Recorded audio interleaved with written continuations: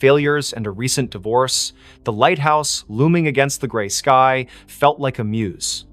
She ignored the townsfolk's warnings, superstitions about siren songs and missing keepers. It's just an old tower, she told herself, hauling her violin and notebook up the spiral stairs. The interior was frozen in time. Rusted lanterns, a cracked logbook, and a gramophone in the keeper's quarters, its needle poised over a warped record. Lena set up her recorder, hoping to capture the ocean's rhythm for her score. That night, as fog smothered the coast, she played her violin, the notes echoing off the stone walls. Then, faintly, another melody answered a haunting, wordless hum that seemed to rise from the sea. Lena stopped, her bow trembling. The hum continued, weaving through her own music, both beautiful and wrong, like a lullaby sung by something ancient. She checked her recorder. It had caught the sound, clear and unnervingly human. Wind through the cliffs, she reasoned, but her skin prickled. The gramophone needle twitched, spinning the record without power. The hum grew louder, now a voice. "Play with me." She fled to the cottage, locking the door. Sleep brought nightmares, shadows with liquid eyes, hands pulling her toward the waves. By morning, her recorder was blank, the haunting melody erased.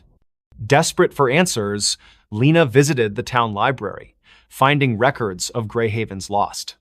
Since the lighthouse was built in 1843, 7 keepers had vanished, each leaving a note about a song. The last, Amos, was found days before his disappearance, wandering the cliffs, muttering about her voice. Lena's obsession grew. She returned to the lighthouse, playing her violin to lure the voice. It came stronger, singing in a language she didn't know, yet understood. "Finish the song and join us." Her fingers moved unbidden, composing a melody that felt like it belonged to someone else. She scribbled it down, a single page, titled "The Final Note." It was perfect, her masterpiece, but writing it left her drained, her reflection in the lantern room's glass pale and unfamiliar. That night, the lighthouse shook. The gramophone blared, its record spinning backward, spewing distorted wails. Lena's score glowed faintly on the table, the ink shifting, forming symbols that pulsed like a heartbeat. The voice was inside now. "You're mine." Shadows slithered from the walls, their forms humanoid but fluid, eyes glinting like oil slicks. They circled her, humming her own melody. Lena ran, but the stairs looped endlessly, each turn bringing her back to the lantern room. The glass walls reflected not the ocean, but a churning abyss, faces pressing against it. Amos, the other keepers, their mouths open in silent screams. The voice laughed, "Complete it, or stay forever." In a panic, Lena grabbed her score and tore it, scattering the pieces. The shadows shrieked, the lighthouse trembling as if in pain. The gramophone exploded, shards cutting her arms. She stumbled outside, collapsing on the cliffs. Dawn broke, the fog lifting, and the lighthouse stood silent, its door sealed as if never opened. Lena fled Greyhaven, her symphony unwritten. She burned her violin, moved inland, and swore never to compose again. But the melody lingered, humming in her dreams. Months later, a package arrived at her new apartment, no sender, no postmark. Inside was a single sheet of music, her handwriting titled "The Final Note." The ink was wet, smelling of salt and decay. She called the Greyhaven sheriff, who sent a deputy to Widow's Point.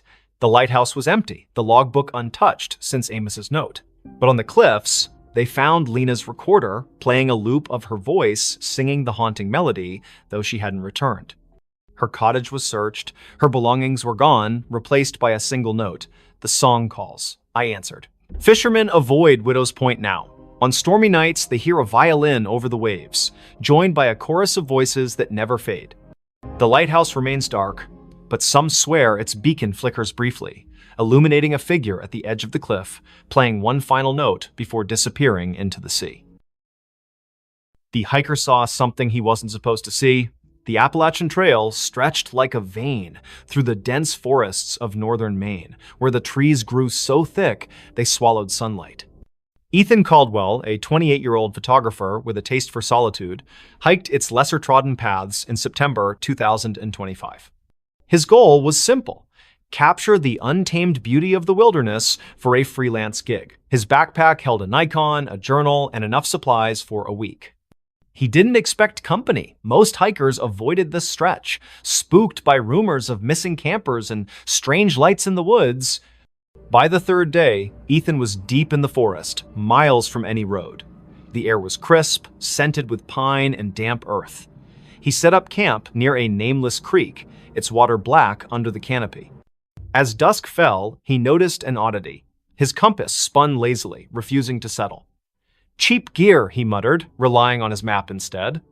That night, under a moonless sky, he heard it a low hum, like a distant engine, pulsing through the ground. It wasn't animal, wasn't natural. Curiosity tugged at him. The next morning, Ethan followed the creek upstream, chasing the hum's source. His camera hung around his neck, ready to snap anything unusual. The forest grew denser, the trail vanishing into a tangle of roots and moss. Then he saw it, a clearing, unnatural in its perfection, as if the trees had been pushed back by an invisible force.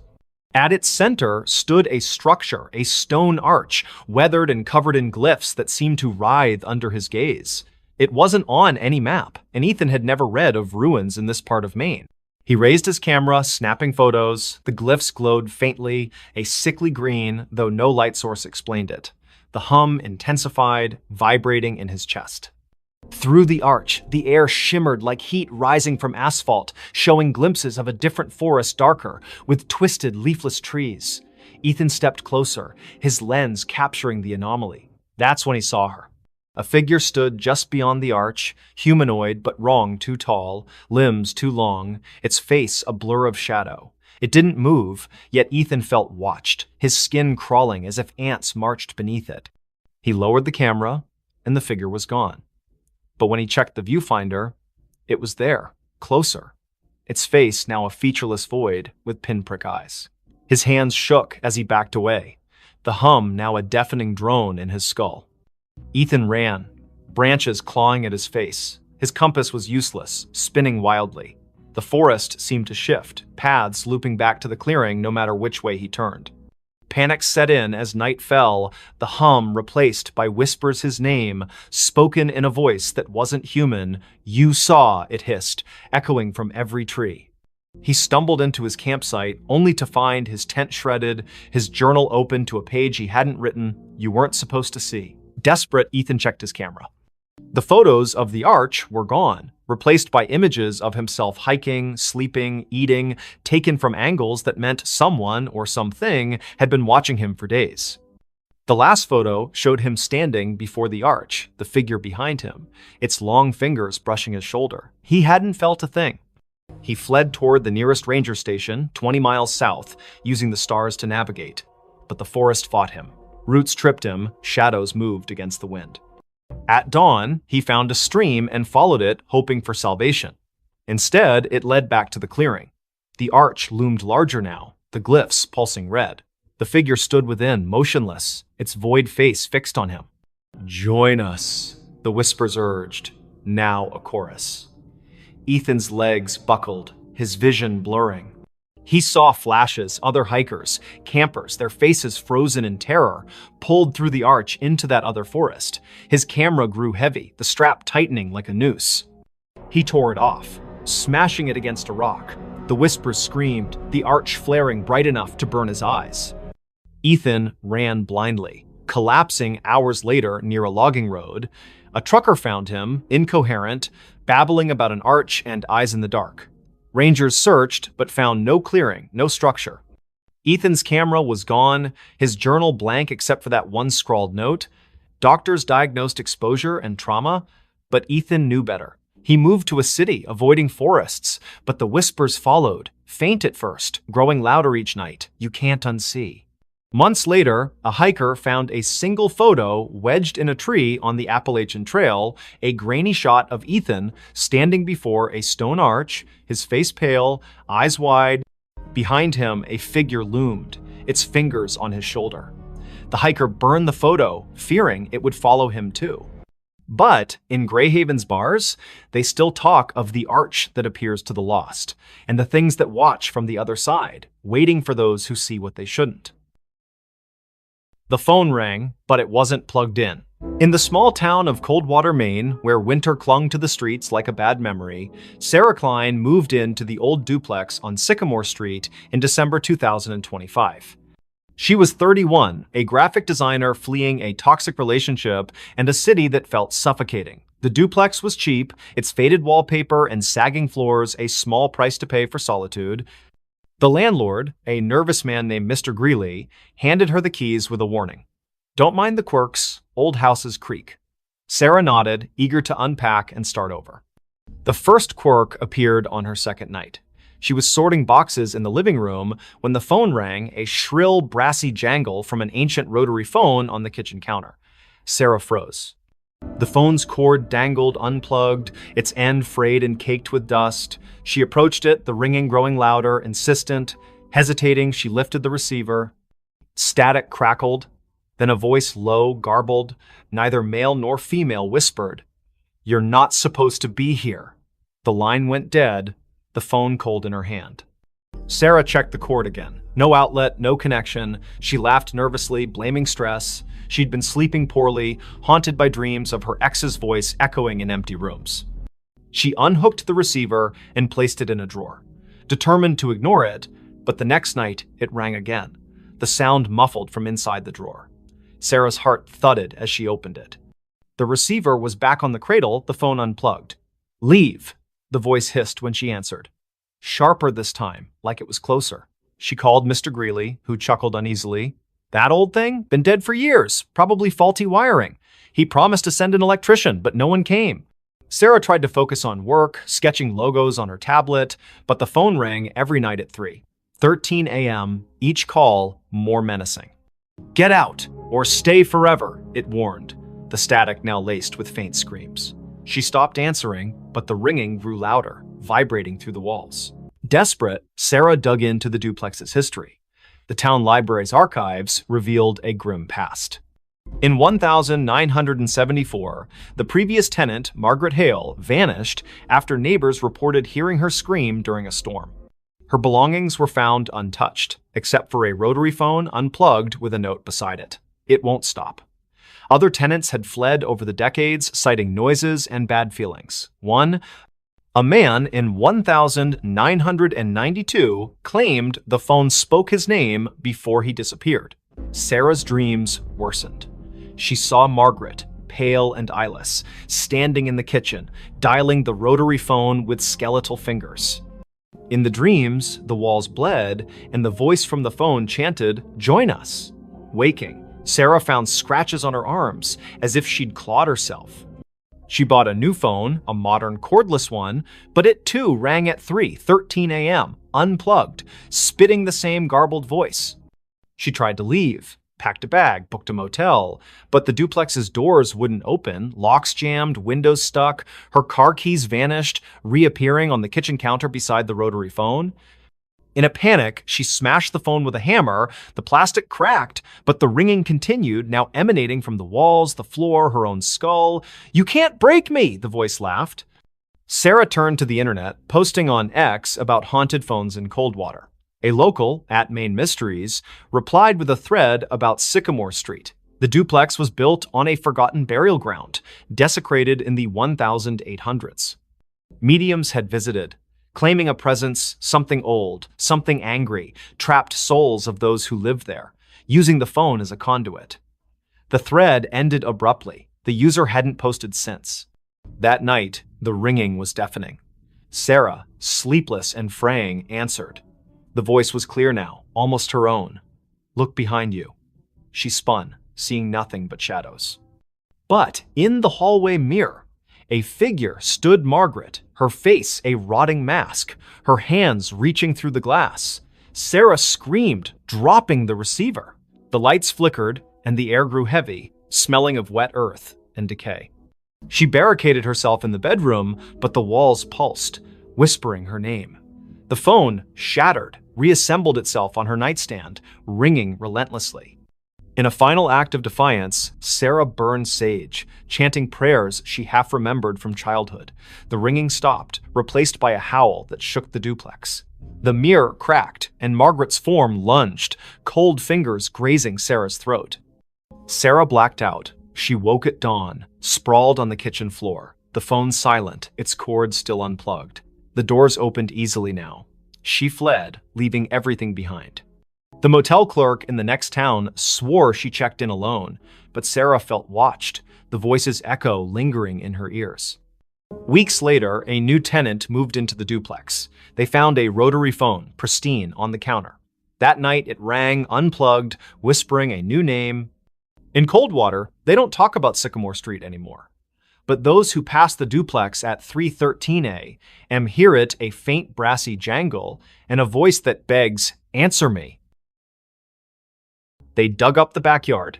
In the quiet suburb of Elmwood, where picket fences and manicured lawns defined normalcy, the Hargrove family moved into 23 Oak Lane in the spring of 2025. The house was a steal, a charming craftsman with a sprawling backyard, snapped up after the previous owners vanished without a trace. Jenna Hargrove, a single mother of 37, saw it as a fresh start for her and her 12-year-old son, Lucas. The realtor glossed over the prior owner's disappearance, blaming financial troubles. Jenna, eager to escape her own past, didn't press. The backyard was Lucas's favorite part. Overgrown with wildflowers and shaded by an ancient oak, it begged for exploration. He wanted to build a treehouse, so Jenna hired a local landscaper, Mr. Polk, to clear the tangle of weeds and level the ground. Polk, a grizzled man with eyes like chipped flint, hesitated. "Folks say this yard's bad luck," he muttered, glancing at the oak. "Last owners dug here. Never seen again." Jenna laughed it off small-town gossip. The digging began on a Saturday, the air thick with the scent of turned earth. Lucas watched from the porch, sketching the oak in his notebook. Polk's crew unearthed roots and rocks, but by noon, they hit something hard. A metallic clang echoed as a shovel struck a rusted box the size of a small coffin, buried 3 feet down. Polk pried it open, revealing a collection of bones, human, weathered, and arranged in a spiral. A cracked locket lay at the center, its photo faded but showing a woman with hollow eyes. Jenna called the police. Sheriff Tate arrived, his face grim. "Not the first time," he said, bagging the bones. He wouldn't elaborate, but Lucas overheard him whisper to a deputy about the Oak Lane curse. The bones were sent for analysis, and digging stopped. That night, the house felt different.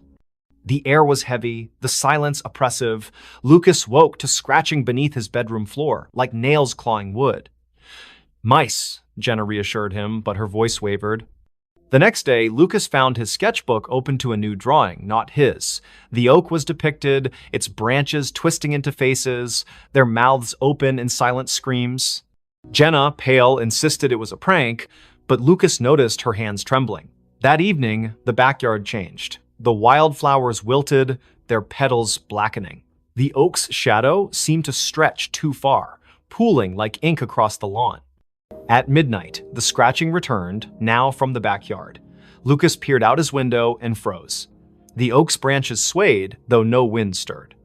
Figures moved in the shadows, vague, humanoid shapes that flickered like bad film reels. He woke Jenna, who saw nothing but felt a chill that wasn't there before. "We're leaving tomorrow," she promised. But the car wouldn't start in the morning, its battery drained. Sheriff Tate returned with news. The bones were over a century old, likely from a family that lived on the land in the 1870s. They'd vanished after digging a well under the oak, leaving behind rumors of a deal with something in the earth. The locket's photo matched a missing woman, Eliza Marrow, rumored to have practiced rituals to bind the land. Tate warned Jenna to stay out of the backyard, but Lucas couldn't resist. He sneaked out at dusk, drawn to the oak. The ground where the box was found had shifted, forming a shallow pit. Inside, the locket lay again, open, its photo now clear Jenna's face, not Eliza's. Lucas screamed, dropping it, the ground pulsed, and a voice whispered from the pit, "You dug too deep!" Jenna found him, dragging him inside. The house locked itself, doors jammed, windows sealed. The scratching became a pounding, shaking the walls. Shadows oozed from the floorboards, forming shapes with too many limbs, their eyes glinting like wet stones. "Give us the boy," they hissed, their voices a chorus of gravel and wind. Jenna clutched Lucas, barricading them in the bathroom. She burned sage, a trick from her grandmother, but the smoke curled into symbols matching those on the locket. The shadows laughed, their forms pressing against the door. In desperation, Jenna grabbed a kitchen knife and carved a circle around them, chanting half-remembered prayers. The pounding stopped, but the air grew colder, the shadows retreating to the backyard. At dawn, the doors opened. Jenna and Lucas fled to a motel. Sheriff Tate searched the house, finding nothing. No locket, no pit, just fresh dirt under the oak, as if untouched. The Hargroves never returned. The house was sold again to a young couple who ignored the rumors. They started digging for a garden, and the oak's shadow grew longer. Weeks later, a neighbor reported screams from 23 Oak Lane. Police found the couple's car running, doors open, but no trace of them. In the backyard, a new locket lay under the oak, its photo showing Lucas, his eyes hollow.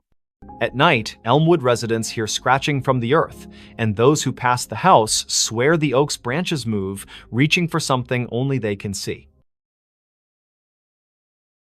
The smile in her last photo. In the sleepy town of Willow Creek, nestled between rolling hills and a sluggish river, Mia Reynolds was known for her photography. At 27, she had a knack for capturing the soul of her subjects' families, weddings, even the town's annual fair. Her studio on Main Street was cluttered with vintage cameras and Polaroids pinned to corkboards.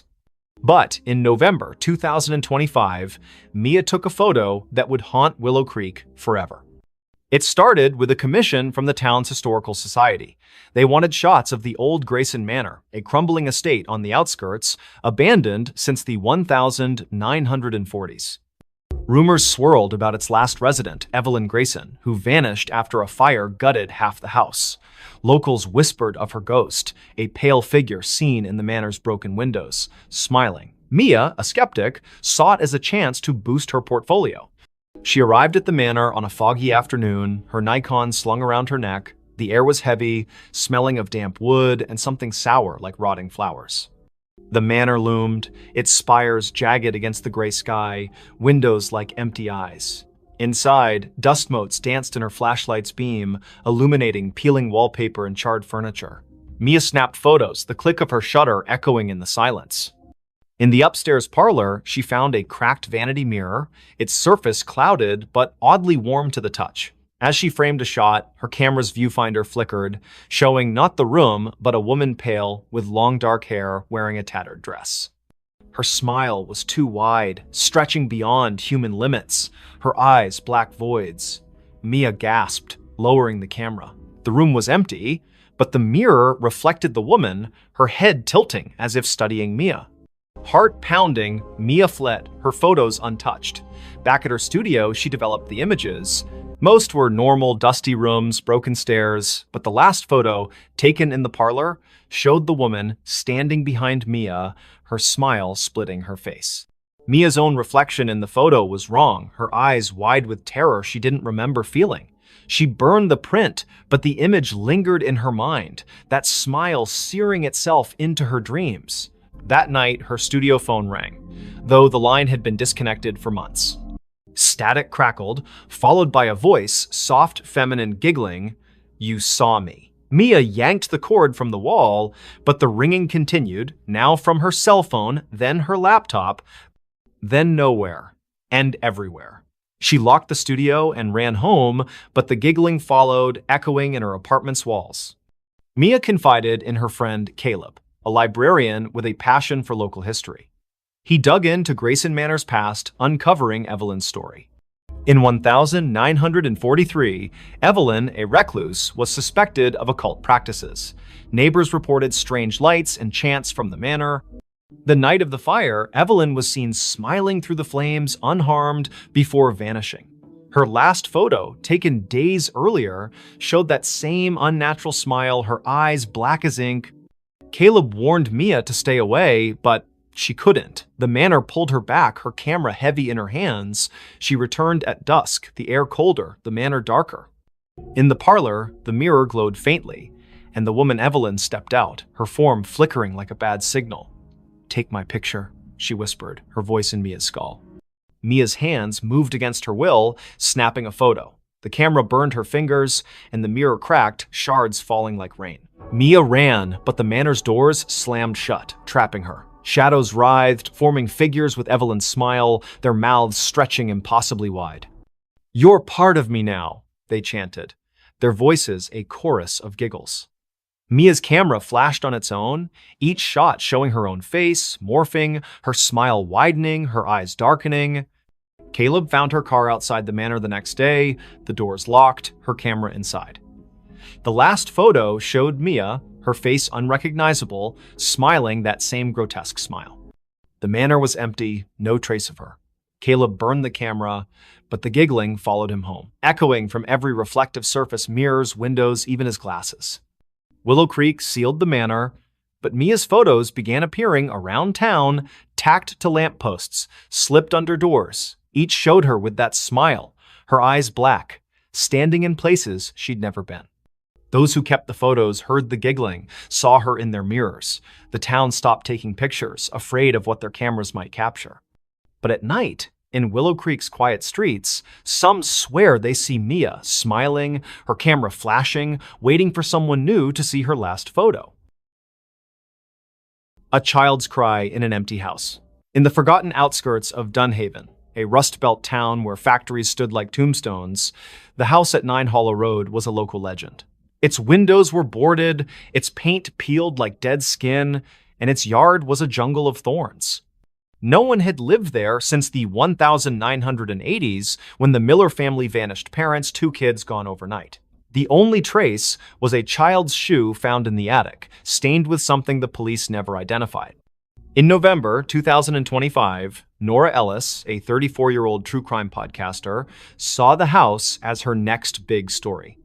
Nora arrived with her recorder, a flashlight, and a skeptical smirk. Dunhaven's locals warned her away, whispering of cries heard at midnight, lights flickering in empty rooms. "Ghost stories pay the bills," she told her producer over the phone, setting up in the house's foyer. The air was thick, smelling of mildew and something sharper, like burnt sugar. Her recorder hummed, capturing the silence until a faint sob broke through, a child's voice trembling from upstairs. Nora froze. The house was supposed to be empty. She called out, "Hello?" Her voice echoed, unanswered, but the sobbing grew louder, coming from the attic. She climbed the stairs, their creaks swallowing her footsteps. The attic door was ajar, though town records swore it was nailed shut after the Millers' disappearance. Inside, the air was colder, the darkness heavier. Her flashlight caught a child's drawing on the floor, stick figures in a circle, their heads scratched out, red crayon dripping like blood. The sobbing stopped. Nora's recorder crackled, replaying the cry on loop, though she hadn't touched it. "Help me," the voice whispered, now inside her head. She stumbled back, her flashlight flickering. In its beam, she saw movement, a small figure darting behind a pile of moldy boxes. "Who's there?" she shouted, but the attic was empty again.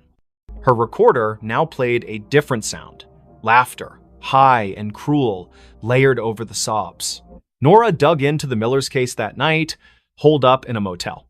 Old newspaper clippings told of the family's odd behavior before they vanished, parents pale and withdrawn, the children, Anna and Tim, seen drawing strange symbols in the yard. A neighbor claimed Anna spoke of friends in the walls who sang to her. The police found no bodies, no clues, only that shoe, a girl's sneaker, size 3, with stains that tested inconclusive. Back at the house the next day, Nora set up motion sensor cameras. At dusk, the sobbing returned, now from the basement. She descended, the stairs slick with dampness. The basement was a maze of crates and rusted pipes, the air thick with the burnt sugar smell. Her camera caught nothing, but her recorder picked up whispers. "Stay with us." A child's handprint appeared on a crate, wet and glistening, though the floor was dry. Nora's skin crawled as the sobbing turned to giggles, echoing from every corner. She found a loose floorboard, prying it up to reveal a tin box. Inside were Anna's drawings, dozens of them, showing a faceless figure with too many arms, surrounded by crying children. A note, in childish scrawl, read, "They want us to stay forever." As Nora read, the basement door slammed shut. Her flashlight died, and the giggles became screams. Not a child's, but something older, hungrier. "You found us," it hissed. Nora's cameras failed, their footage corrupted, showing only static with faint outlines of a child's face, eyes black. She ran, but the house seemed to shift, hallways looping, doors leading back to the basement. In the attic, the drawings had multiplied, covering the walls, now depicting Nora alongside the faceless figure. Her recorder played her own voice, screaming, though she hadn't opened her mouth. Desperate, she smashed a boarded window, crawling into the thorn-choked yard. The cries followed, now outside, circling her. She stumbled to her car, driving to the motel, but the rearview mirror showed Anna's face, her eyes hollow, her mouth a gaping smile. Nora swerved, nearly crashing, and the face vanished. The next day, she returned with a priest, Father Daniels, who paled at the house's threshold. "This isn't a haunting," he whispered. "It's a trap." He sprinkled holy water, but it hissed, evaporating on the floor. The cries erupted, shaking the walls, and the priest fled, clutching his cross. Nora stayed, recording one last episode. "Whatever took the Millers is still here. It wants me too." That night, Nora vanished. Her car was found at 9 Hollow Road, her recorder inside, playing a loop of a child's cry and her own screams. The house was empty, the drawings gone, but neighbors reported lights in the attic. A new family moved in months later, unaware of the history. Their daughter found a shoe in the attic, Nora's stained with something red. At midnight, they heard it, a child's cry echoing from an empty house, calling them to stay. The elevator never stopped on the same floor. In the heart of Ashwood City, where skyscrapers cast long shadows over neon-lit streets, the Crestview Towers stood as a relic of faded glory. Built in the 1970s, its 30 floors housed a mix of offices, apartments, and rumors of strange happenings. By December 2025, most tenants had fled, spooked by flickering lights and whispers in the halls. But for Riley Tate, a 29-year-old freelance coder scraping by, the cheap rent on the 22nd floor was worth the eerie vibes. Riley noticed the elevator's quirk on her first day. She pressed 22, but the car stopped on 13. A floor marked storage on the panel, its doors opening to a dark hallway lined with rusted lockers. The air was stale, smelling of mildew and something metallic. She jabbed the close button, but the elevator lingered, as if waiting. "Old wiring," she muttered, ignoring the faint hum like a distant voice coming from the corridor. The next day, it happened again. She pressed 22, but the elevator stopped on 7, revealing a dimly lit floor with peeling wallpaper and a child's tricycle tipped over in the hall. No one lived on 7. The landlord, Mr. Voss, a gaunt man with nervous eyes, swore it was vacant. Riley's skin prickled as the hum returned, now forming words, "Stay." She slammed the close button, her heart racing as the door shut. By the third night, the elevator never reached her floor. She'd pressed 22, but it stopped randomly 15, 9, 26, each floor wrong, each hallway different. Floor 15 had mirrors lining the walls, reflecting not Riley, but a pale figure with her face, eyes black and unblinking. Floor 9 smelled of ash, its walls scorched, with claw marks gouged into the plaster. Floor 26 was freezing, its windows frosted over, showing a city skyline that wasn't Ashwood's jagged alien under a red sky. Riley stopped using the elevator, taking the stairs, but the stairwell was no better. Doors to random floors were unlocked, leading to the same strange halls she'd seen from the elevator. Her phone's GPS showed her at Crestview Towers, but the coordinates flickered, sometimes placing her miles away in an empty field. She called Voss, who dismissed her concerns. "Old buildings creak," he said, but his voice trembled. Desperate, Riley researched the tower's history on X and in the city library. Crestview was built on the site of a 1920s asylum, razed after a fire killed dozens. Survivors spoke of an elevator to nowhere, a lift that trapped patients in looping corridors, never reaching their intended floor. The asylum's last director, Dr. DNM, Alara Finch, vanished in the fire, leaving a journal describing doorways that opened to other places, other times, sealed by rituals she couldn't complete. Riley's nights grew sleepless. The elevator dinged at odd hours, its doors opening on her floor, revealing those wrong hallways. One night, she woke to find her apartment door ajar, the elevator waiting. A voice Alara's, she later learned, whispered from the car, "Come inside." Riley slammed her door, barricading it with a chair, but her laptop, left on, displayed a live feed of herself sleeping, filmed from above her bed. No camera was there. She confronted Voss, who paled at the mention of the elevator. "It's her," he whispered, eyes darting. "Alara, she never left." He admitted the tower was built to contain something, a rift, opened by the asylum's experiments that bled into reality. The elevator was its anchor, moving not just between floors, but between worlds. Tenants who rode it too long vanished, their names erased from leases, their apartments empty. Riley tried to leave, but her key wouldn't turn in the lock. The elevator dinged, doors open, revealing a hallway of endless mirrors, each showing Alara's face, pale, smiling, her eyes voids. "Ride with me," she whispered, her voice in Riley's head. Riley ran to the stairwell, but it looped back to the elevator, the car waiting like a predator. In a final stand, Riley entered the elevator, clutching a knife. She pressed every button, hoping to break the cycle. The car lurched, stopping on no floor marked on the panel. The doors opened to a void, black, endless, filled with whispers. Alara stood there, her form flickering, her hands reaching. Riley slashed wildly, the knife passing through air, but the elevator shook, sparks flying, the doors shut, and the car plummeted. Riley woke in her apartment, the elevator silent, her knife was gone, her hands bloodied. She fled Crestview Towers, never returning. The landlord reported her missing, but her apartment was empty, her name gone from the lease. Months later, a new tenant rode the elevator to 22. It stopped on 13, the doors opening to a hallway where Riley stood, her eyes black, whispering, "Stay." The elevator still runs in Crestview Towers, never stopping on the same floor twice. Tenants avoid it, but some nights it calls, its ding echoing through empty halls, inviting the unwary to ride where no one returns. Knock from the Invisible. In the remote village of Thornwick, nestled deep in the fog-drenched valleys of upstate New York, the old Whitaker cottage stood alone at the edge of Blackthorn Woods.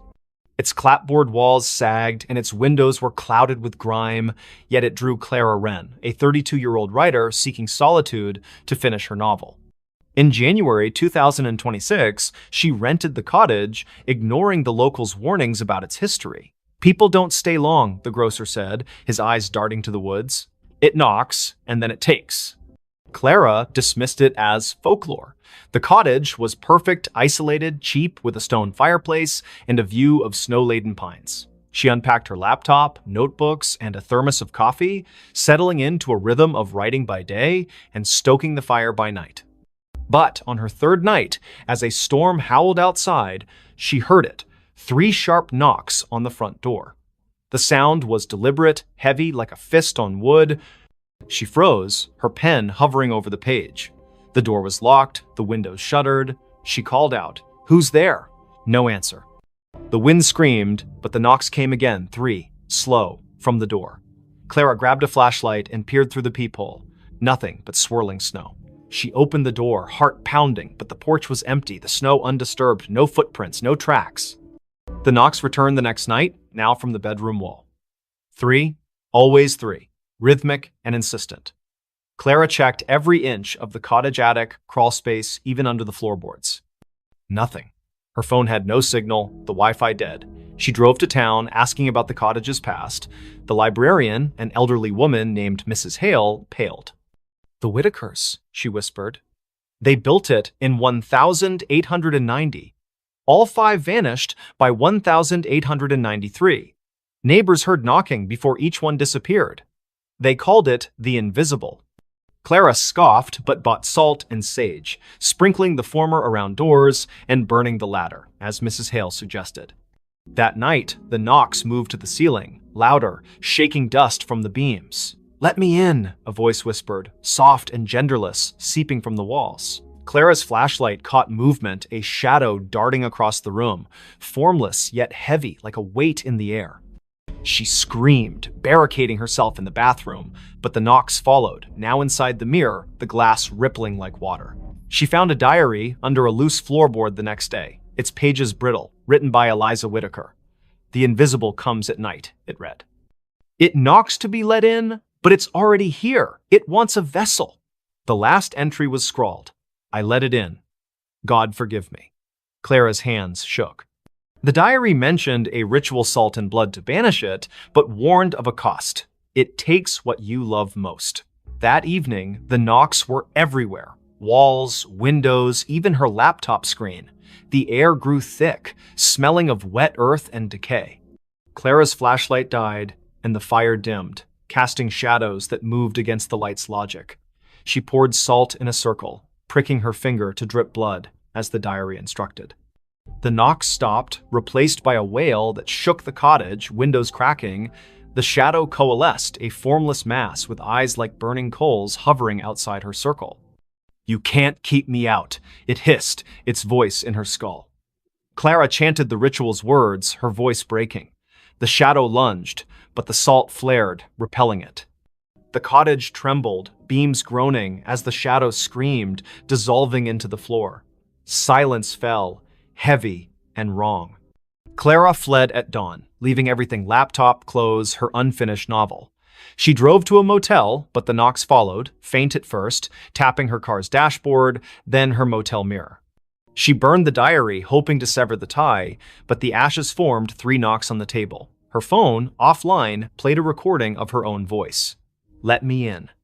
Thornwick's sheriff searched the cottage, finding no trace of Clara. Her car was found in the woods, empty, with salt scattered across the seats.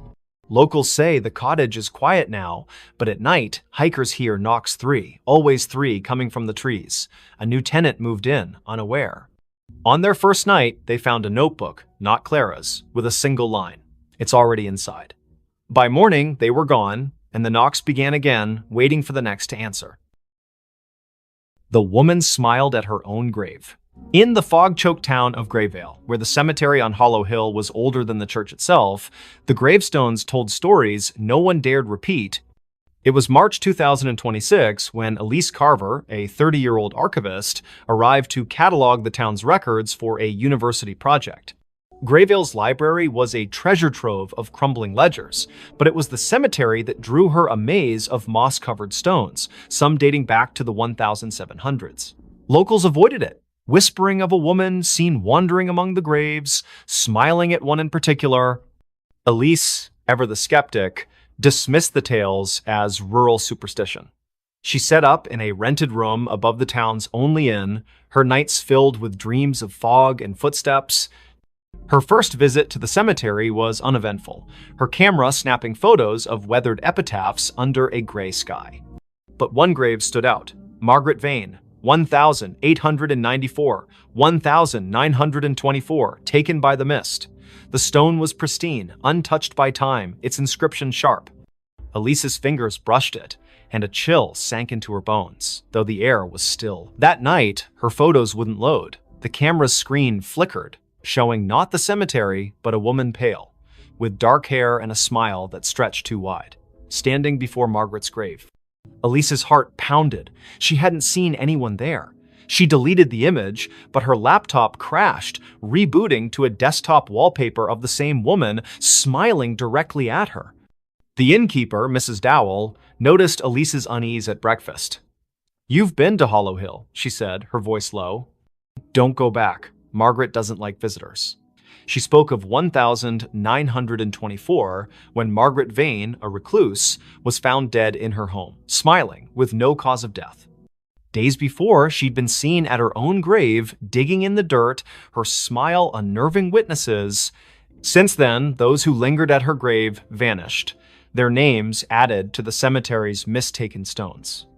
Elise, stubborn, returned to the cemetery. The fog was thicker, curling like fingers around the graves. She found Margaret's stone again, now surrounded by fresh dirt, as if someone had dug and refilled it. Her camera clicked, but the lens caught a shadow moving behind her, a woman, her dress tattered, her smile a slash of white. Elise spun, finding nothing but fog. Her recorder, left running, picked up a whisper, "You're mine." Back at the inn, Elise's dreams turned vivid. Margaret stood at her grave, smiling, her eyes black voids. "Join me," she mouthed, her voice echoing in the room. Elise woke to find her window open, fog seeping in, and her camera full of new photos. Her sleeping, her walking, her standing at the grave, Margaret always behind her, smiling. She burned sage, a trick from her mother, but the smoke formed Margaret's face, grinning. Desperate, Elise scoured the library. A 1924 journal, hidden in a locked drawer, told of Margaret's pact with the mist, a ritual to cheat death, binding her soul to the cemetery. She'd smile at her grave to seal the bargain, trapping others to sustain her. Each victim's name appeared on a new stone, their bodies never found. Elise's name was scribbled in the journal's margin in her own handwriting, though she'd never touched it. That night, the fog invaded the inn. Elise's door wouldn't lock, her phone dead. She fled to the cemetery, hoping to break the cycle. Margaret's grave was open, a yawning pit. Inside, bones gleamed, and a mirror lay propped against the dirt, reflecting not Elise, but Margaret, smiling, her hands reaching through the glass. "Stay forever," she whispered, her voice in Elise's skull. Elise smashed the mirror, shards cutting her hands. The fog screamed, the grave collapsing, burying the bones. She ran, the town blurring past, until she reached a gas station miles away. She never returned to Grayville. Her photos left behind were found by the innkeeper, each showing Elise at the grave, Margaret's smile growing wider, her face merging with Elise's. Months later, a new archivist came to Grayville. They found a fresh stone in the cemetery. Elise Carver, 1995-2026, taken by the mist. Locals swear they see her at dusk, standing by the grave, smiling a smile too wide. Her eyes too dark. The fog rolls in thicker now, and those who linger hear a whisper, "Join me." The stones multiply, and Margaret's grave, always pristine, waits for the next name. She vanished in front of everyone. The grand ballroom of the Eldridge Hotel buzzed with excitement on that fateful evening. Crystal chandeliers cast a warm glow over the crowd of 200 guests, all dressed in their finest attire for the annual masquerade gala. Laughter echoed off the marble walls, glasses clinked in toasts, and the orchestra played a lively waltz. At the center of it all was Sophia Laurent, the enigmatic hostess known for her flair for the dramatic. Sophia was a vision in a flowing crimson gown that shimmered like liquid fire under the lights. Her mask, adorned with feathers and jewels, concealed her eyes but not her radiant smile. She was a socialite, a philanthropist, and rumor had it, a woman with secrets deeper than the ocean. "Tonight," she announced from the stage, her voice silky and commanding, "I shall perform a feat that will leave you breathless, a vanishing act right before your eyes." The audience murmured in anticipation. Sophia had hired the best illusionists in the city, but this was her show. She stepped into a large, ornate cabinet at the center of the stage, its doors carved with intricate patterns. Her assistant, a tall man in a tuxedo named Victor, locked the doors with a flourish. The orchestra swelled to a crescendo as he waved a wand, chanting mock incantations for effect. Then, with a puff of smoke and a flash of lights, Victor swung the doors open. The cabinet was empty, the crowd gasped, then erupted into applause. But as the cheers died down, something felt off. Sophia didn't reappear. Victor scanned the stage, his confident grin faltering. "Ladies and gentlemen, a round of applause for Sophia," he called, but there was no sign of her. Minutes turned into hours. The party ground to a halt as guests searched the ballroom, the hallways, even the gardens outside. Police were called, statements taken. She just vanished. One guest stammered to Detective Harlan Reed, who arrived with his notepad and a skeptical frown. Harlan had seen his share of pranks and publicity stunts, but this felt different. No trapdoors, no hidden compartments, the stage had been inspected thoroughly. Harlan interviewed Victor first. It was supposed to be a simple illusion, the assistant insisted, sweat beading on his forehead.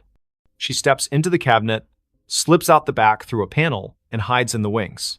But when I checked, she wasn't there. The panel was still sealed. Next was Sophia's best friend, Elena, who clutched a champagne flute like a lifeline. Sophia was acting strange all week. She kept talking about escaping the illusions of life. I thought it was just her poetic nonsense, but last night she gave me this. Elena handed over a small antique locket Inside was a faded photograph of a woman who looked eerily like Sophia, dated 1923. Harlan's interest peaked. He delved into Sophia's background. Born into wealth, she had traveled the world, collecting oddities, ancient artifacts, books on the occult. Her mansion was filled with mirrors that seemed to reflect impossible angles, clocks that ran backward.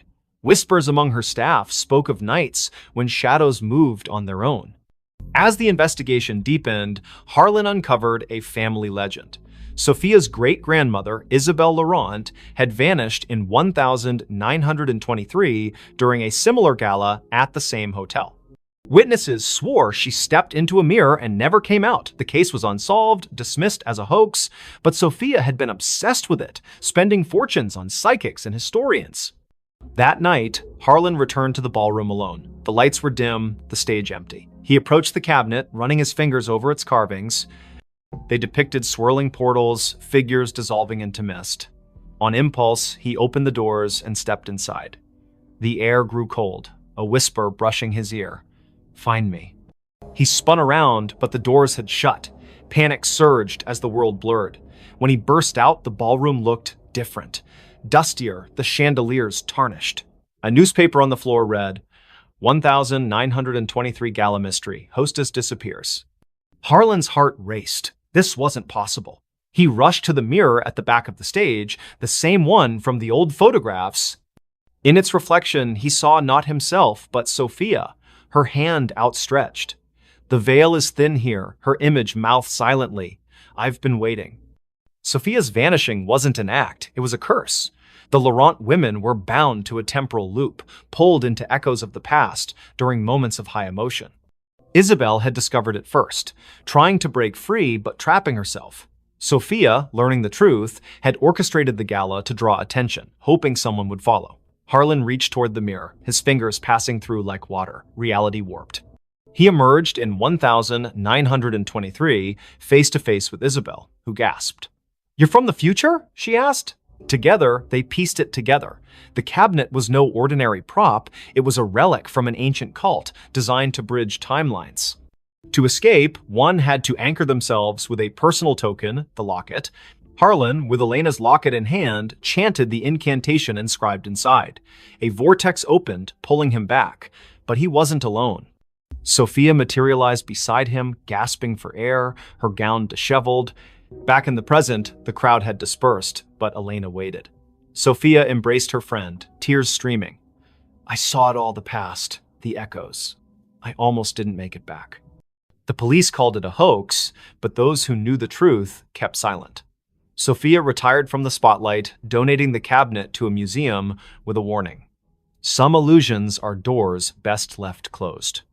Yet, on quiet nights, guests at the Eldridge swear they see a woman in crimson vanishing into mirrors, a reminder that some mysteries defy explanation. And Harlan?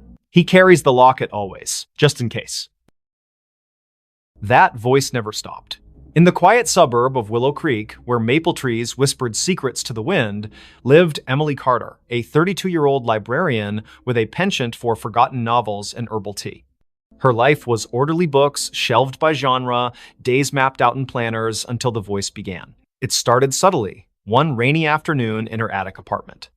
Emily was sorting through old vinyl records when a soft murmur echoed in her mind. "Turn left at the corner." She froze, glancing around the empty room. No radio, no neighbors audible through the thin walls.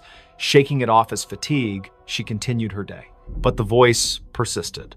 That evening, as she walked home from the library, it whispered again. "Cross the street now." She obeyed instinctively, and seconds later, a speeding cyclist barreled past where she'd been standing. Her heart pounded. Coincidence?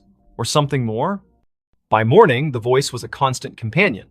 "Don't eat the yogurt, it's spoiled." Sure enough, the carton smelled off. "Call your sister, she needs you." Emily dialed, and her sister Sarah answered in tears, her job lost, spiraling into despair. The voice guided Emily through comforting words, turning the call into a lifeline. At first, Emily embraced it. "Guardian angel," she joked to herself, researching auditory hallucinations online. But doctors found nothing wrong. No tumors, no schizophrenia markers. Stress-induced, one psychiatrist said. Yet the voice grew bolder, more insistent. Go to the park at dusk, bench by the fountain. Emily complied, curiosity overriding caution. There, an elderly man sat, clutching a faded photo. The voice urged, ask about his daughter. The man, Mr. Harlan, poured out his story, a child lost decades ago in a hit and run. Emily's questions led to a breakthrough. She recalled a library archive mentioning a similar unsolved case. Together, they uncovered clues pointing to a local businessman. Word spread. People sought Emily out, the woman who knew things. A grieving mother found closure about her son's disappearance. A businessman avoided a fraudulent deal. The voice was infallible, but it never revealed its source. Who are you? Emily pleaded silently one night, staring at her reflection. A friend, it replied, warm yet distant. As months passed, the voice's demands escalated. Break into the old warehouse on Elm Street. Emily hesitated this crossed lines, but visions flooded her. A kidnapped child hidden there. She went, heart racing, and found the boy, alerting police anonymously. Heroic, yet terrifying. The voice was reshaping her life, pulling her from quiet anonymity into shadows of danger. Then came the nightmares. Emily dreamed of a car crash, twisted metal, screams, her own face behind the wheel. Waking in sweat, she demanded answers. Tell me the truth! The voice sighed. I am you, Emily, from the future. Disbelief shattered her, but fragments aligned. The crash in her dreams? A memory, not a premonition. In 2047, Emily would invent a neural implant for time echo communication, sending warnings back to prevent tragedies. But a glitch trapped her consciousness in a loop, echoing eternally to her past self. The voice never stops because you never let it, it explained. I chose this to save lives, to rewrite fates. But the cost, isolation, madness creeping in. Emily recoiled. Was her life a puppet show? She tried ignoring it, drowning it with music, pills, but it persisted. Save the girl on the bridge tonight. Defiant, she stayed home. The next day's news. A suicide off the Willow Creek Bridge. Guilt crushed her. Resigned, Emily accepted her fate. She became a vigilante of sorts, guided by her future self's whispers. Years blurred. The voice grew fainter, wiser. On her deathbed, surrounded by those she'd saved, Emily smiled. Thank you, she thought. No, the voice replied softly. Thank you for listening. And in that moment, as her eyes closed, she glimpsed the loop closing a young Emily in the attic, hearing the first whisper.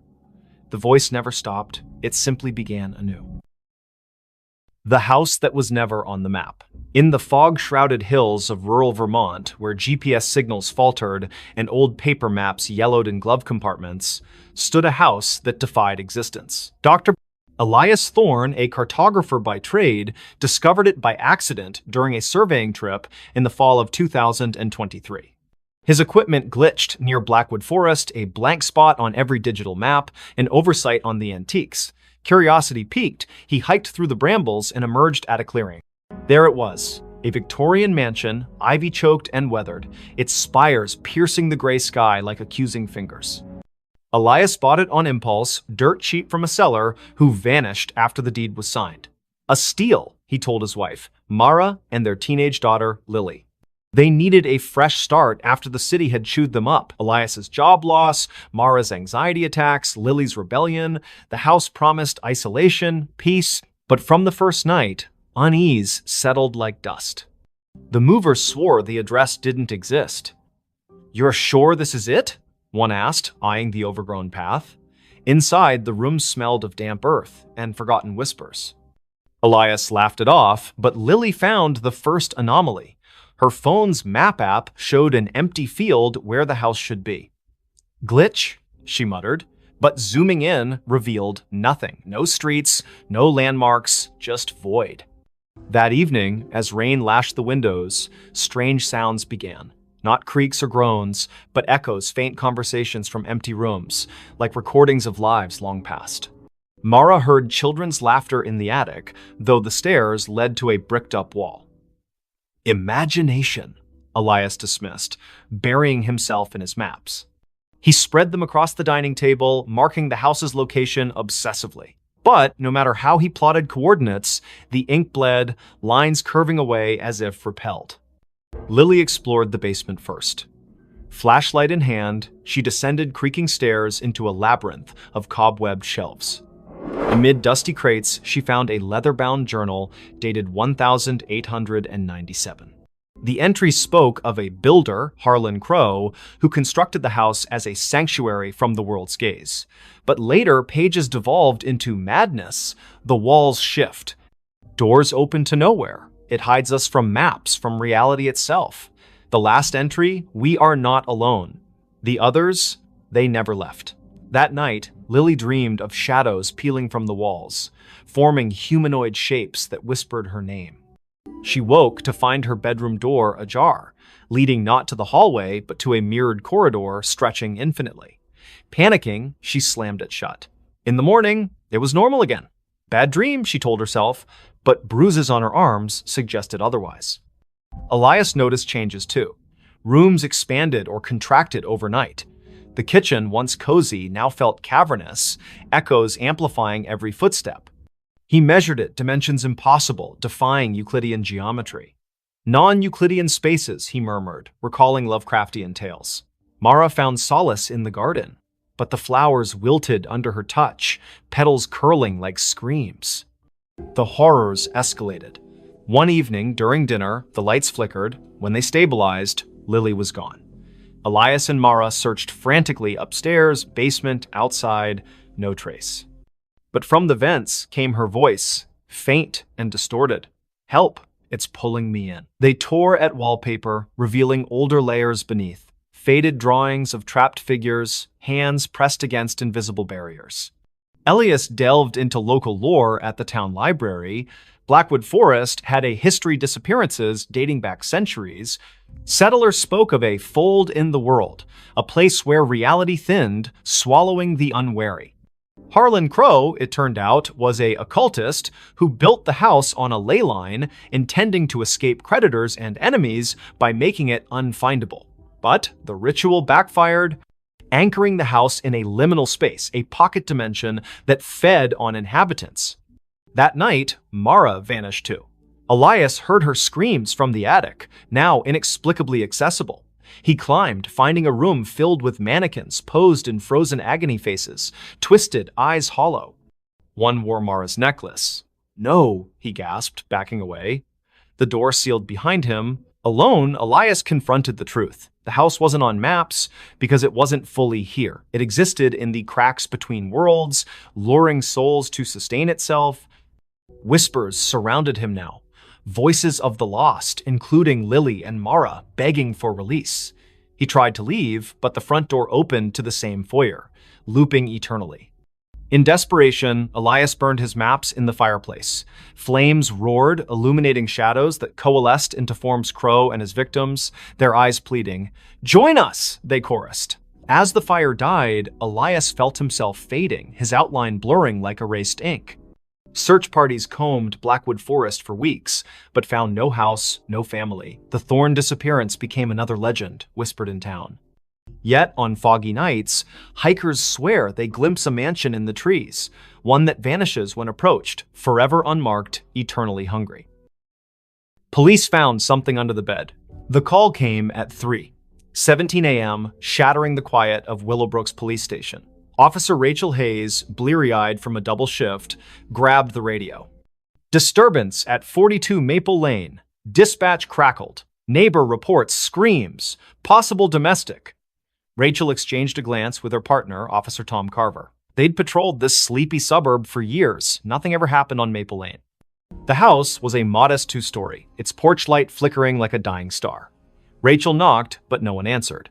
The neighbor, Mrs. Clancy, stood across the street, clutching her robe. "It was a woman's scream," she whispered. Then silence. The porters. They're quiet folks. Something's wrong. Tom jimmied the lock, and they stepped inside. The air was thick, stale, with a faint metallic tang.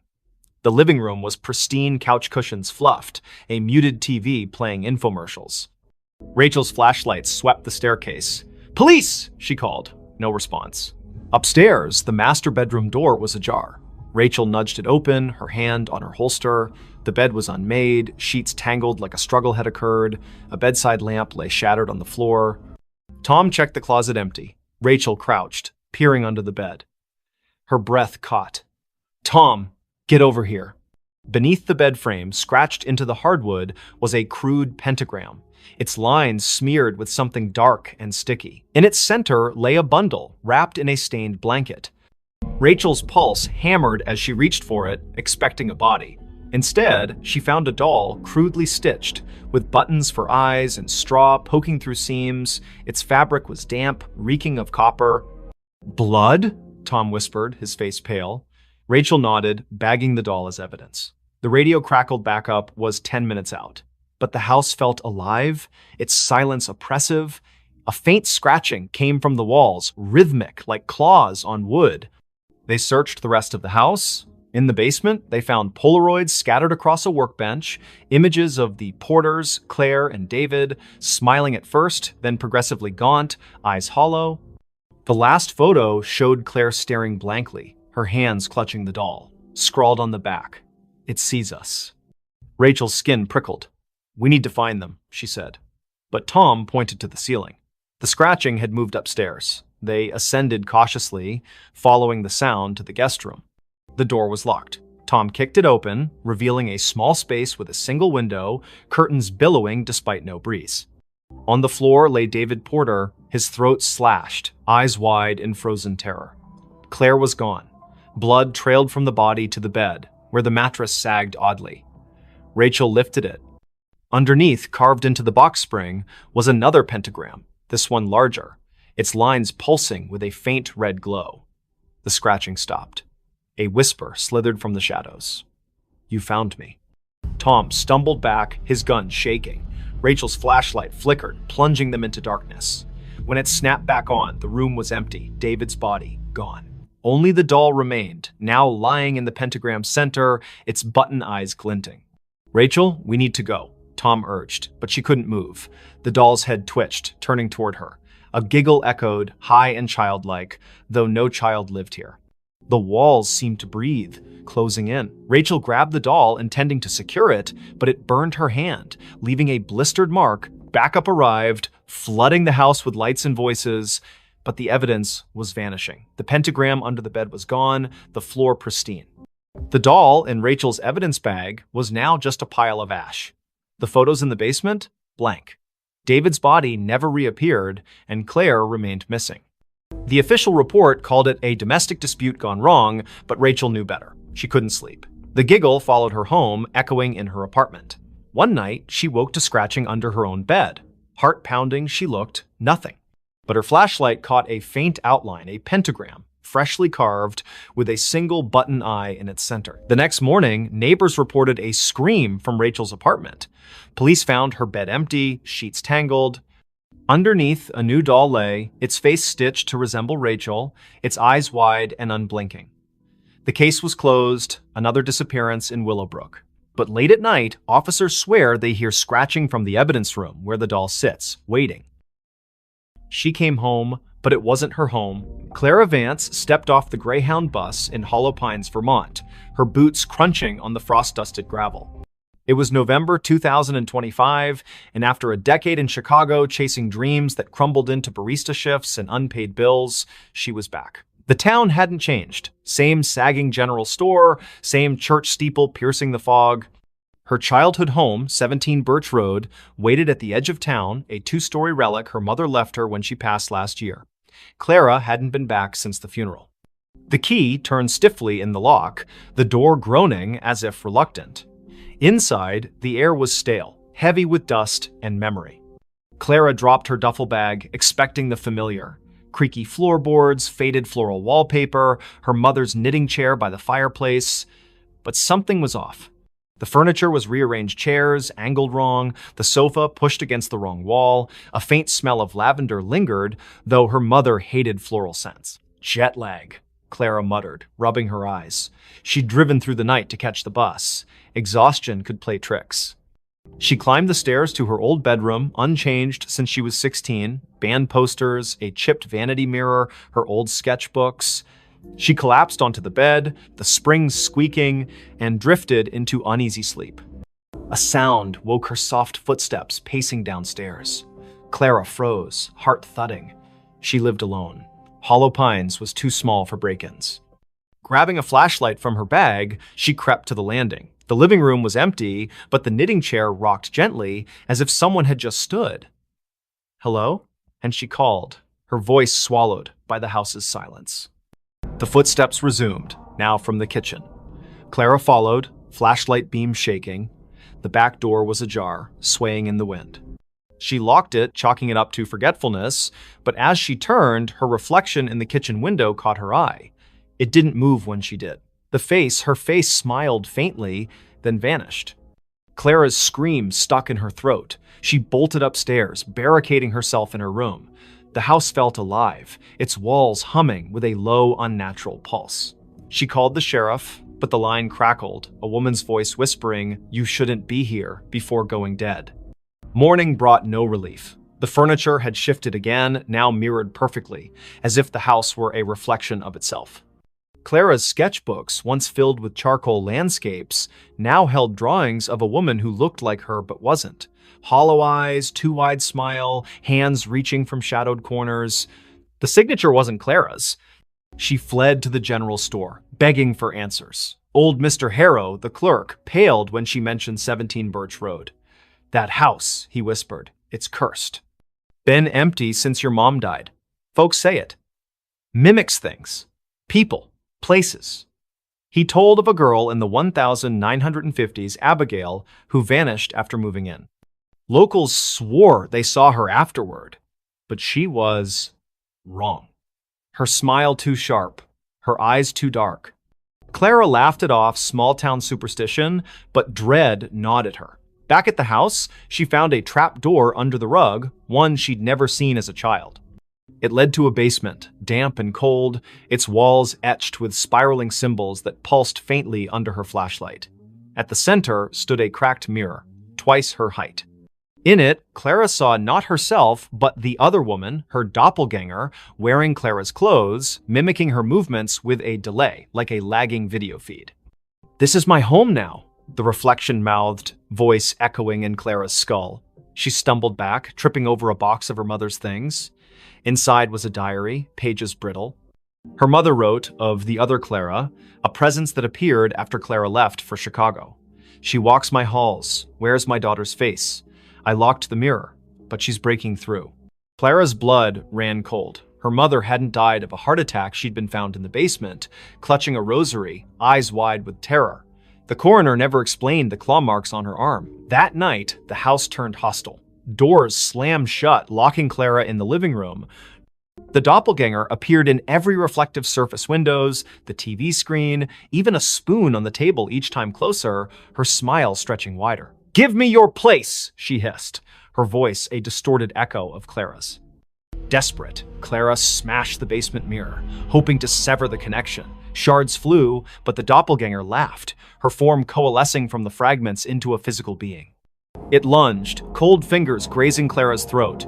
She fought back, shoving it into the trapdoor, which slammed shut. The house shook, walls cracking as if enraged. Clara fled, never looking back. She hitchhiked to Burlington, renting a motel room. But the nightmare followed. Her reflection in the bathroom mirror flickered, showing the doppelganger's face. On her phone, photos of Hollow Pines showed a house that wasn't there, an empty lot where 17 Birch Road should be. Weeks later, a new family moved into a vacant house on Birch Road. They found Clara's duffel bag, her sketchbooks, but no Clara.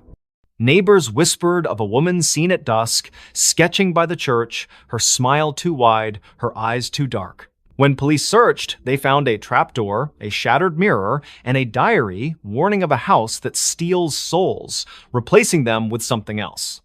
Clara was never found. But in Hollow Pines, they say she still walks, trying to come home to a house that was never hers. That night, the mirror started talking. The antique mirror arrived at the thrift store on a damp October morning in 2025, its gilded frame tarnished, its glass clouded like a cataract eye. Nora Blake, a 29-year-old artist with a penchant for salvaging broken things, bought it for $10. "It's got character," she told the cashier, ignoring the way his hands shook as he wrapped it. Her apartment in downtown Ashwick, a crumbling mill town, was already a mosaic of thrift finds, chipped teacups, warped books, a clock that ticked backward. The mirror fit right in, hung above her fireplace, reflecting her cluttered living room in muted grays. Nora noticed the oddities that first night. While sketching at her easel, she caught a flicker in the mirror, not her reflection, but a shadow that darted out of sight. She blinked, chalking it up to exhaustion. She'd been pulling late shifts at the diner, her hands smelling of grease and coffee. But as she turned off the lights, a whisper slithered from the mirror. Nora. Her name, soft and deliberate, like a lover's sigh. She spun around, heart pounding. The room was empty, the mirror still. Sleep eluded her. The whisper came again at 3 a.m. Louder. Look at me. Nora stumbled to the mirror, her breath fogging the glass. Her reflection stared back, but her eyes seemed wrong too wide, pupils dilating like ink spreading in water. She touched the glass. It was warm, pulsing faintly. Stress, she muttered, unplugging every light and crawling back to bed. By morning, the mirror had changed. Its surface was clearer, almost luminous, reflecting details Nora hadn't noticed. A crack in the ceiling, a stain on the rug. But it didn't reflect her. Instead, it showed a woman who looked like Nora, same auburn hair, same freckles, but dressed in a high-collared gown, her expression hungry. "Stay with me," the woman mouthed, her voice echoing in Nora's skull. Nora covered the mirror with a sheet, but the whispers persisted, seeping through the fabric. "You're mine now." She called her friend Milo, a skeptic who fixed electronics and scoffed at ghost stories. He inspected the mirror, finding nothing, no wires, no speakers. "It's just old glass," he said. But his voice trembled when he noticed the sheet had fallen off, the mirror bare again. That night, Nora dreamed of the woman in the gown. She stood in a candlelit room, walls dripping with black mold, chanting in a language Nora didn't know. The woman's hands reached through the dream, clawing at Nora's chest. She woke gasping, claw marks burning across her ribs. The mirror glowed faintly, the woman's face pressed against the glass from the inside, smiling. Nora researched the mirror's origins. The thrift store had no records, but an old newspaper clipping mentioned a similar mirror owned by Evelyn Crane, an Ashwick heiress who vanished in 1892. Locals claimed Evelyn practiced witchcraft, trapping souls in reflective surfaces to cheat death. Her mansion burned down, but the mirror survived, passing through estate sales, each owner meeting misfortune, suicides, disappearances, madness. Desperate, Nora tried to destroy the mirror. She swung a hammer, but the glass didn't crack. The blow reverberated, knocking her back.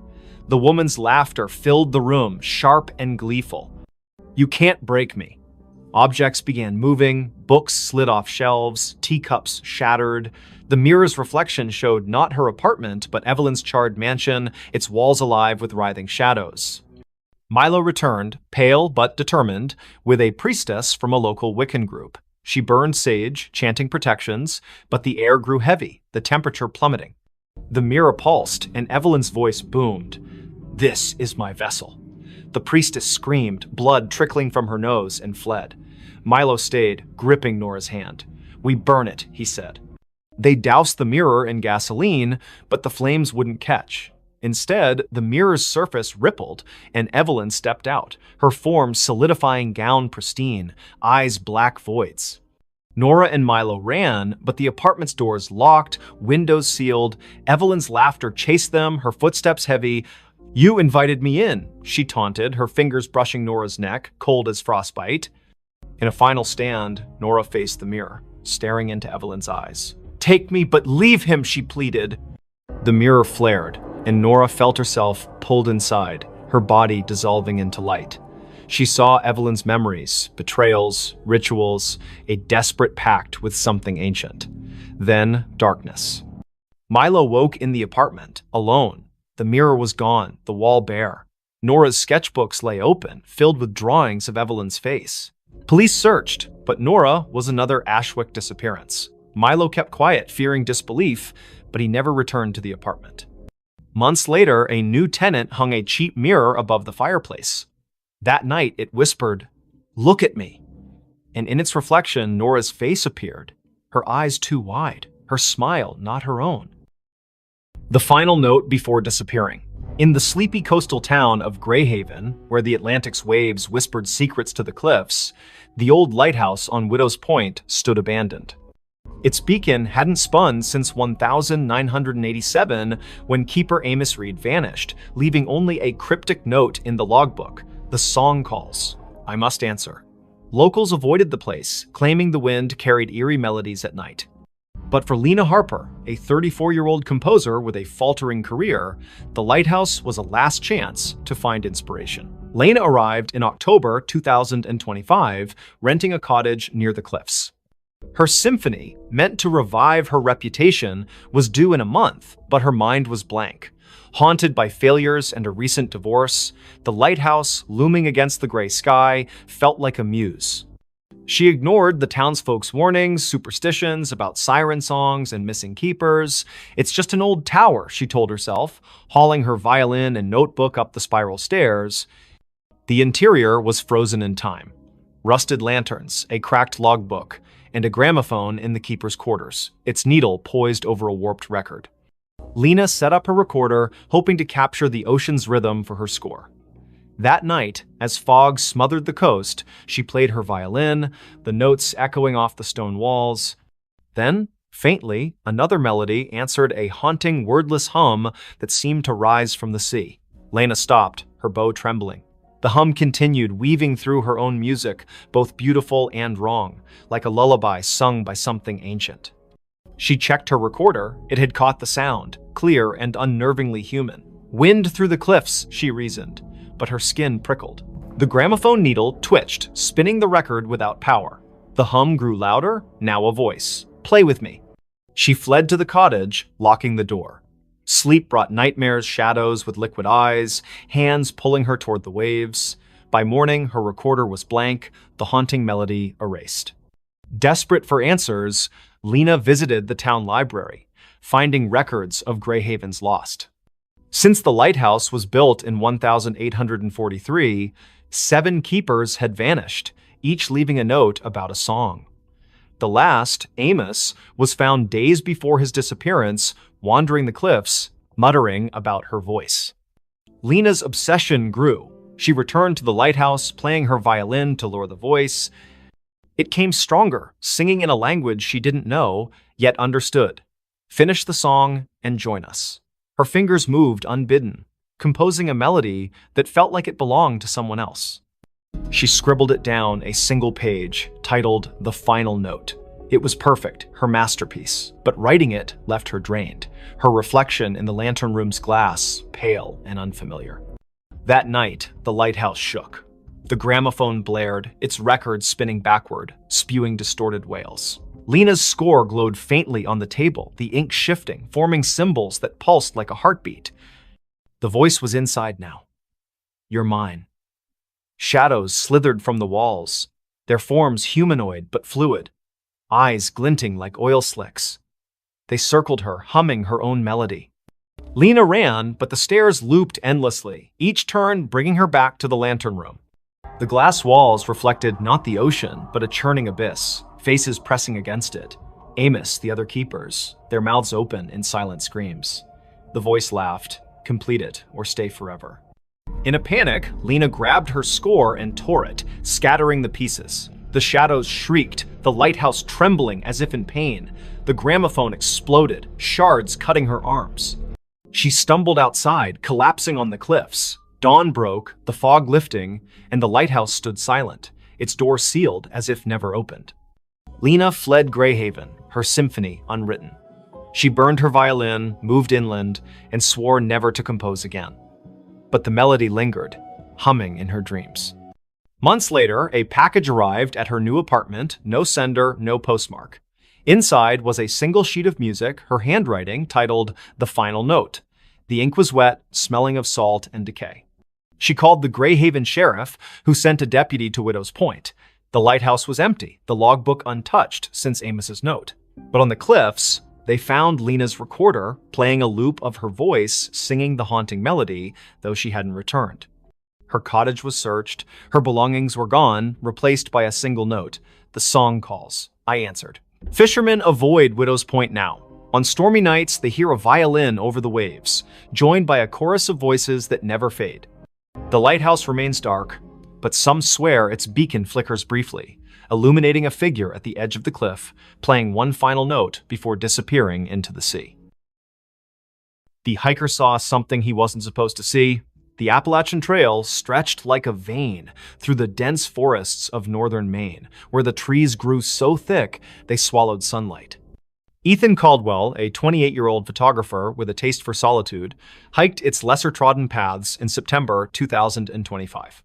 His goal was simple: capture the untamed beauty of the wilderness for a freelance gig. His backpack held a Nikon, a journal, and enough supplies for a week. He didn't expect company. Most hikers avoided this stretch, spooked by rumors of missing campers and strange lights in the woods. By the third day, Ethan was deep in the forest, miles from any road. The air was crisp, scented with pine and damp earth. He set up camp near a nameless creek, its water black under the canopy. As dusk fell, he noticed an oddity. His compass spun lazily, refusing to settle. Cheap gear, he muttered, relying on his map instead. That night, under a moonless sky, he heard it a low hum, like a distant engine, pulsing through the ground. It wasn't animal, wasn't natural. Curiosity tugged at him. The next morning, Ethan followed the creek upstream, chasing the hum's source. His camera hung around his neck, ready to snap anything unusual. The forest grew denser, the trail vanishing into a tangle of roots and moss. Then he saw it, a clearing, unnatural in its perfection, as if the trees had been pushed back by an invisible force. At its center stood a structure, a stone arch, weathered and covered in glyphs that seemed to writhe under his gaze. It wasn't on any map, and Ethan had never read of ruins in this part of Maine. He raised his camera, snapping photos. The glyphs glowed faintly, a sickly green, though no light source explained it. The hum intensified, vibrating in his chest. Through the arch, the air shimmered like heat rising from asphalt, showing glimpses of a different forest darker, with twisted, leafless trees. Ethan stepped closer, his lens capturing the anomaly. That's when he saw her. A figure stood just beyond the arch, humanoid but wrong, too tall, limbs too long, its face a blur of shadow. It didn't move, yet Ethan felt watched, his skin crawling as if ants marched beneath it. He lowered the camera, and the figure was gone. But when he checked the viewfinder,